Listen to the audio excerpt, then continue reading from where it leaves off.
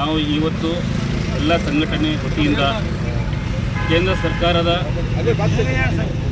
ಕೂಲಿ ಕಾರ್ಮಿಕರ ವಿರೋಧಿ ನೀತಿಗಳ ವಿರುದ್ಧ ಇಂದು ಪ್ರತಿಭಟನೆ ಹಮ್ಮಿಕೊಳ್ಳಲಾಗಿದೆ. ಈ ಪ್ರತಿಭಟನೆಯ ಉದ್ದೇಶ ಏನೆಂದರೆ, ಈ ಕೇಂದ್ರ ಸರ್ಕಾರವು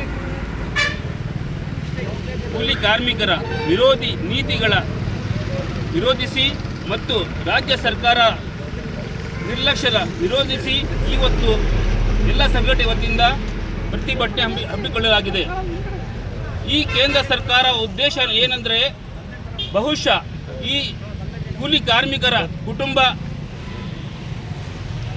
ಎಲ್ಲ ನಾಶ ಮಾಡುವ ಉದ್ದೇಶ ಆಗಿದೆ.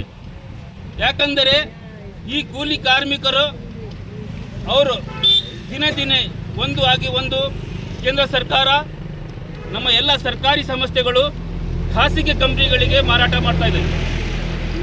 ಅವರು ಶ್ರೀಮಂತರಿಗೆ ಮಾಡ್ತಾ ಇದ್ದಾರೆ, ಬಡವರಿಗೆ ಇನ್ನೂ ಬಡವರು ಮಾಡ್ತಾ ಇದ್ದಾರೆ.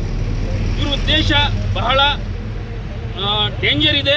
ಅದಕ್ಕೋಸ್ಕರ ನಾವು ನಮ್ಮ ರಾಜ್ಯ ಸರ್ಕಾರಕ್ಕೆ ಒತ್ತಾಯ ಮಾಡಿದ್ರೆ, ದಯಮಾಡಿ ನೀವು ಮಧ್ಯಪ್ರವೇಶ ಮಾಡಿ ಕೇಂದ್ರ ಸರ್ಕಾರಕ್ಕೆ ಇದು ನೀತಿಯ ವಿರೋಧಿಸಿ ನಮ್ಮ ಕೂಲಿ ಕಾರ್ಮಿಕರಿಗೆ ನ್ಯಾಯ ನೀಡಬೇಕು ಮತ್ತು ಅವರ ಹಕ್ಕುಗಳ ನೀಡುವ ಸಹಕಾರ ಮಾಡಬೇಕು.